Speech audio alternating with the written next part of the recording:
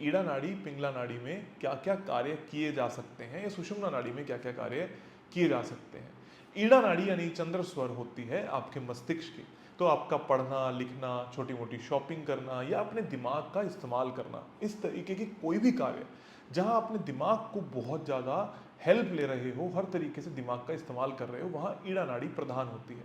जैसे कि आप पानी पी रहे हो, अब यहाँ पर दिमाग का इस्तेमाल नहीं है क्योंकि चंद्र नाड़ी है जो कि शरीर को शीतल यानी कि ठंडा रखती है। तो इसलिए पानी पीना चंद्र नाड़ी में बहुत ज़्यादा लाभकारी रहता है हमेशा और हमेशा के लिए। वैसे ही किसी गर्म चीज़ का सेवन करना पिंगला नाड़ी में अच्छा रहता है। अगर गर्म पानी भी पी रहे हैं तो वो पिंगला नाड़ी में अच्छा रहेगा, यानी कि सूर्य सौर में अच्छा रहेगा। इसके कारण क्या है, सूर्य गर्म तासीर है और चंद्र ठंडी तासीर है। सूर्य पिता है तो चंद्रमा माँ है। तो जो नाड़ी चल रही है उसी के अनुसार कार्य करना आपको सफलता देता है। अगर आप एक्सरसाइज कर रहे हो, भाग रहे हो, दौड़ रहे हो, कहीं जा रहे हो, व्यापार के लिए निकल रहे हो या कहीं किसी से मशक्कत करने जा रहे हो, मतलब ऐसी बातचीत करने जा रहे हो जिसमें आपका कोई लड़ाई झगड़ा हो सकता है या अपने आप को पावरफुल दिखाना है, तो वहां पर पिंगला नाड़ी प्रधान होनी चाहिए, जिससे आपका रौब बनेगा, जिससे आपको अच्छे परिणाम भी प्राप्त होंगे।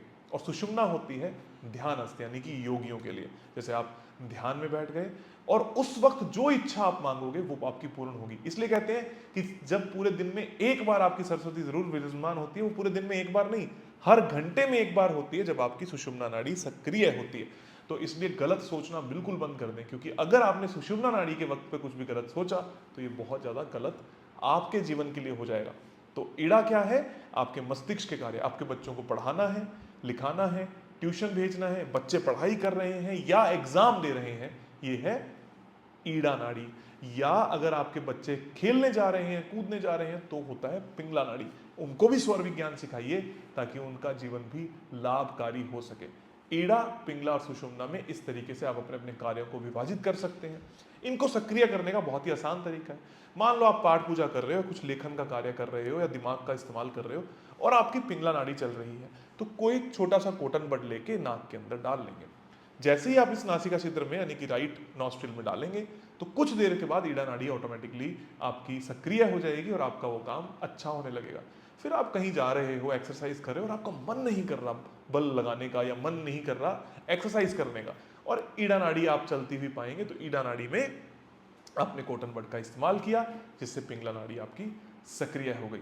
इसी तरीके से अच्छे तरीके से बार बार इसको चेक करते रहें कि कौन सी नाड़ी आपकी सक्रिय है। मैं एक बार फिर से बता दूं, जैसे आपने सांस को अंदर भरा और फिर बाहर छोड़ा, एक नॉस्ट्रिल को बंद किया,